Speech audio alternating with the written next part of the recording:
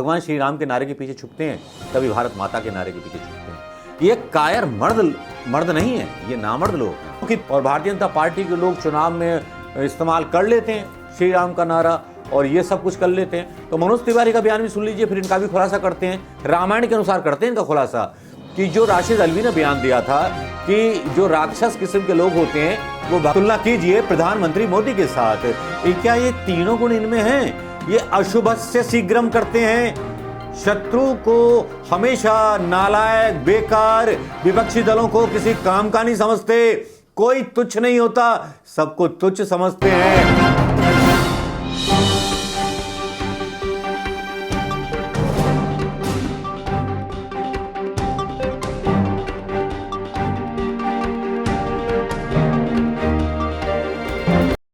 दोस्तों नमस्कार, मैं मनोज कुमार शर्मा एक बार फिर आपके बीच में आजाद हिंद आवाज न्यूज के लिए सच्चाई को लेकर के साथ में जो सच्चाई आखिर निकलती है तो बड़े बड़े लोगों के लिए तूफान खड़ा कर देती है। खासतौर पर भारतीय जनता पार्टी के लिए सच्चाई वो जो भारतीय जनता पार्टी को जवाब देना मुश्किल हो जाता है। आज भाई भारतीय जनता पार्टी के नेताओं के कुछ बयान ऐसे आए जिसमें ये साबित करने की कोशिश की जा रही है कि मोदी जी जो है रावण हैं। अरे यार, आप सोच रहे होंगे रावण तो बड़ा बुद्धिमान व्यक्ति था, मोदी तो चाय बेचते थे, हम उसको रावण कैसे बोल सकते हैं? रावण का भी अपमान होगा। लेकिन यहां अमित शाह का बयान आता है और अधकचरा ज्ञान आता है उनका रामचरितमानस के बारे में, जिसमें वो क्या बोल रहे हैं खुद ही सुन लीजिए। लेकिन ये याद रखिएगा कि भगवान राम के साथ वनवास लक्ष्मण जी ने काटा था और लक्ष्मण जी को आज्ञा दी थी भगवान राम ने, जाइए ब्राह्मण से जो है संदेश लीजिए, उसकी शिक्षाओं को लीजिए कि सोने की लंका कैसे बनी, कैसा उनका प्रशासन था। लेकिन पहले आगे बढ़ने से पहले अमित शाह साहब का ये बयान शायद आपका मनोरंजन सोशल मीडिया पे कर रहा है, तो सुन लीजिए। कि जो मरण सैया पर पड़ा है और प्रभु श्री राम भरत को भेजते हैं कि रावण विद्वत जन है, इसने सुशासन के बहुत सारे पाठ अमल में लाए हैं, जमीन पर उतारा है, सोने की लंका बनाइए, उससे तनिक जाकर ये विद्या लुप्त न हो जाए, जाकर सीख लो कि सुशासन कैसे हो। और कोई झिझक के बगैर भरत को उन्होंने सुशासन के पाठ सिखाए थे। अमित शाह साहब का यह बयान आपने सुन लिया होगा। अमित शाह साहब के बयान के बारे में जहां तक पता नहीं उनको कितनी नॉलेज है कितनी नॉलेज नहीं है, उसके बारे में नहीं कह सकते। वो 3 संदेश थे लक्ष्मण जी को, उन्होंने शुभस्य शीघ्रम, लक्ष्मण को अपने चरणों में बैठा देख महापंडित रावण ने लक्ष्मण को 3 बातें कही कि जीवन में सफलता की कुंजी है कि जो शुभ कार्य हो जितनी जल्दी हो सके उतनी जल्दी कर देना चाहिए और अशुभ को जितना टाल सकते हो टाल देना चाहिए, अर्थात शुभस्य शीघ्रम। मैं प्रभु श्री राम को पहचान ना सका, उनकी शरण में आने में देर कर दी, इस कारण मेरी यह हालत हुई। अगर शुभ समझ जाता तो आज मेरी यह हालत नहीं होती। शत्रु को कभी छोटा मत समझो। मैंने शत्रु को छोटा समझने की भूल की, आपको छोटा समझने की भूल की, जिसकी सजा अब मुझे मिल रही है। और मैंने जो था एक पाप किया, माता जानकी का अपहरण करके। कोई तुच्छ नहीं होता। महापंडित रावण ने लक्ष्मण को तीसरी सीख दी कि कोई भी तुच्छ नहीं होता। मैंने जब ब्रह्मा जी से अमरता का वरदान मांगा था और मनुष्य और वानर के अंतरिक्त कोई भी मेरा वध ना कर सके, क्योंकि मैं मनुष्य और वानर को तुच्छ समझता था। अब इन गुणों की तुलना कीजिए प्रधानमंत्री मोदी के साथ।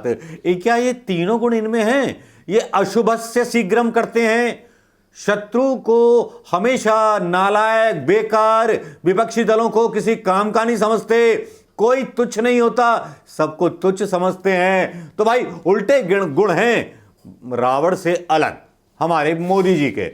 जिस मोदी जी के साथ तुलना की जा रही है सुशासन के बारे में अमित शाह के द्वारा, तो भाई फर्क है ना कि है, फर्क तो मानना पड़ेगा। अब आते हैं मनोज तिवारी के बयान में और जो राशिद अल्वी ने बोला।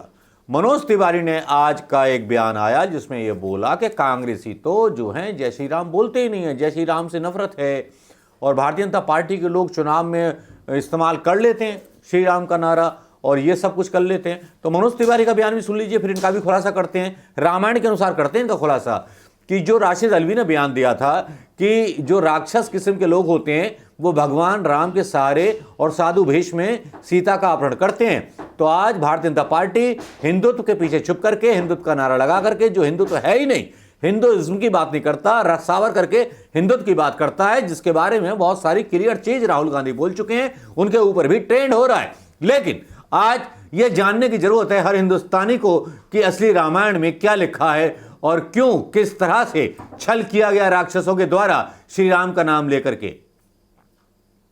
श्री राम का नाम कौन ले रहा है आजकल? श्री राम का नाम कौन इस्तेमाल कर रहा है आजकल? श्री राम मंदिर को इस्तेमाल किन लोगों ने किया आजकल?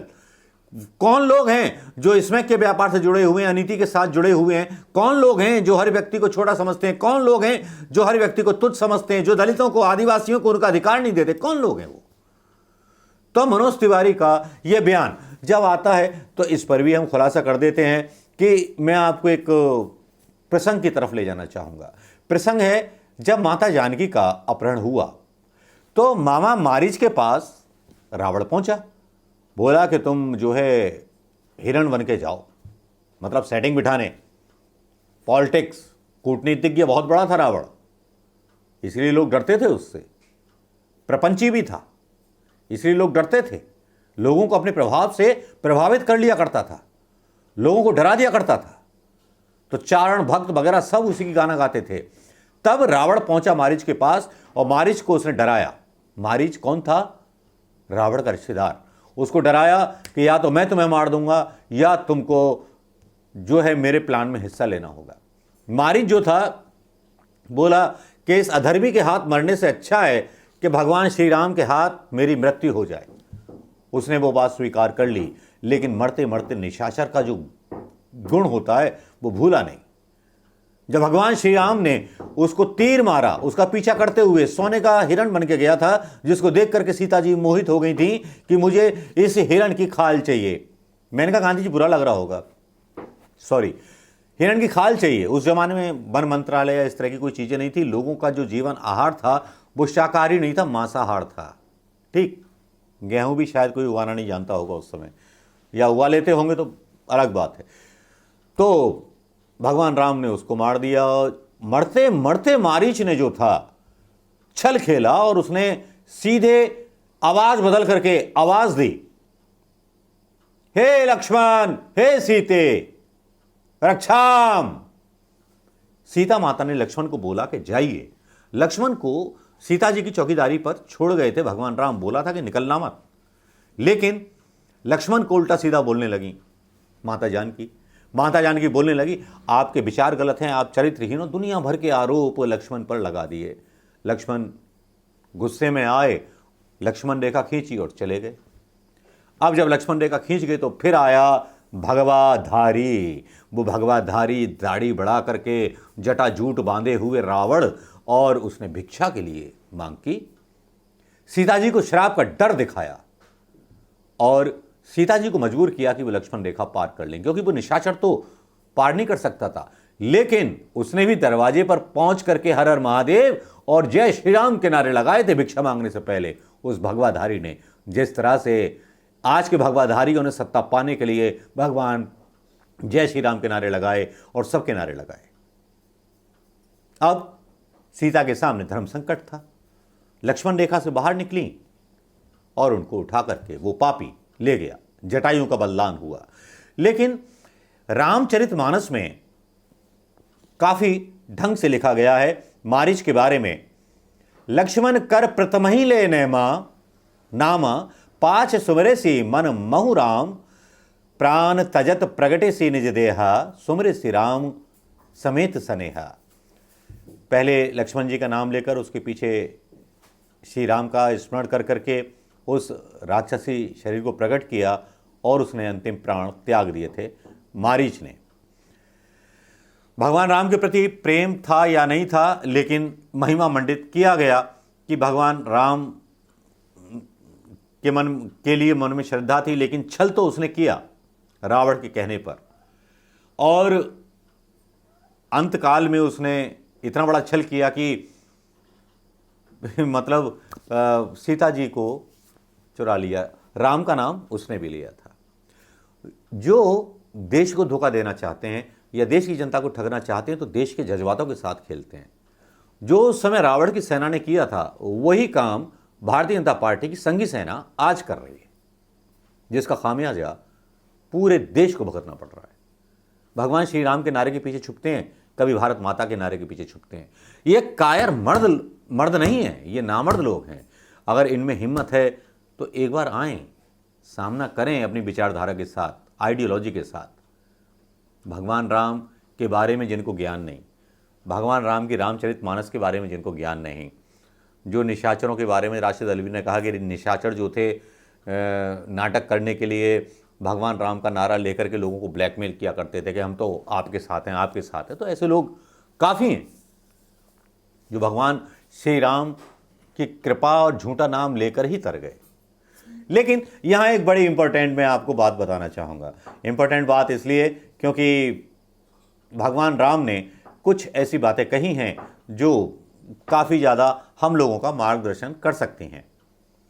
भगवान ने माया के 2 रूप बताए हैं। माया जानते हैं, पॉलिटिक्स, माया, प्रचार।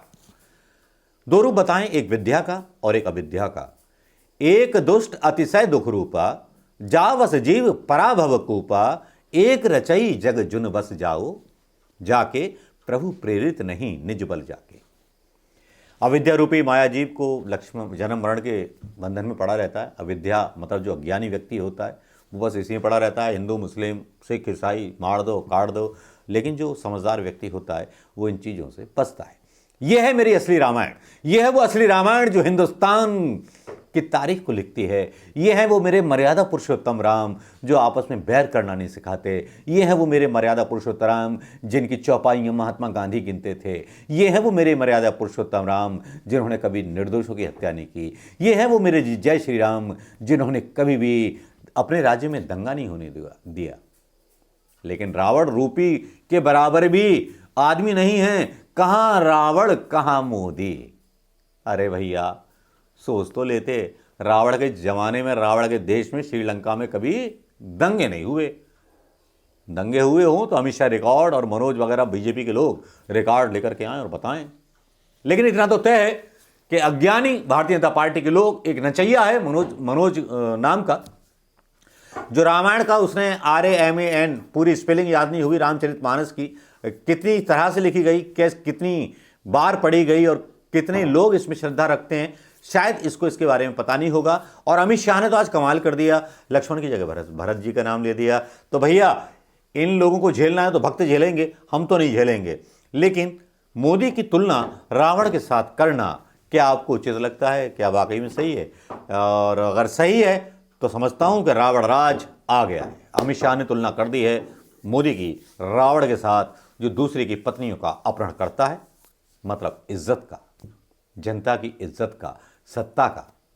तो समझ लीजिए, थोड़ा कहा है बहुत समझिएगा। नमस्कार, जय हिंद दोस्तों। कैसा बना? कैसा बना? ओ